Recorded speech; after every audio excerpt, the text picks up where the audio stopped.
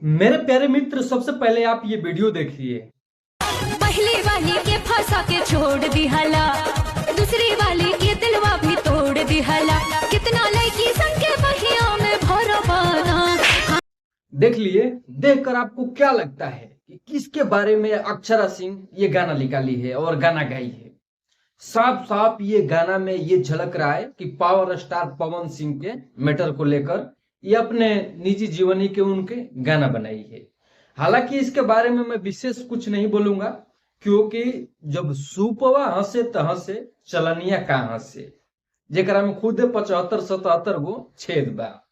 ठीक है, आप गाना गाइए, गाना इंजॉय के होता है, लेकिन ये गाना का असली मुद्दा आप खुद समझ सकते हैं। चलिए अब बात करते हैं प्रशांत किशोर जी के बारे में। आज प्रशांत किशोर जी का जैसे 9 तारीख को 9 अक्टूबर को वो कैंडिडेट अपना घोषणा किए, 51 कैंडिडेट, जो कि रोहतास जिले में करागर विधानसभा से भोजपुरी गायक रितेश पांडे जी को टिकट मिला। बाकी अब की बिहार में 2025 में विधानसभा के चुनाव में कौन सरकार बना सकता है, आप कमेंट करके जरूर बताइए। अब फिर से हम बात करते हैं पावर स्टार पवन सिंह के बारे में।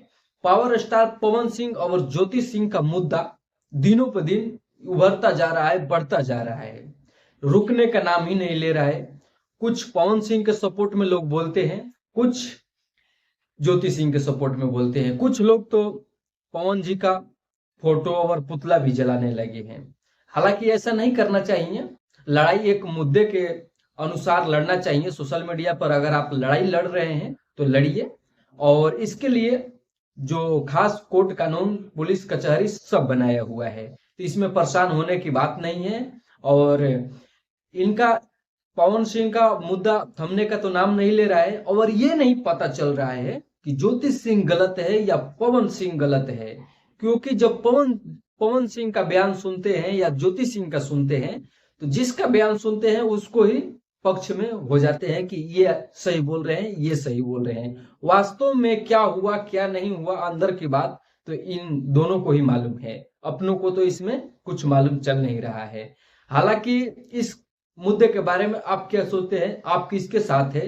पवन जी के साथ है या ज्योति सिंह के साथ है? जो भी आपका राय होगा कमेंट करके जरूर बताइए।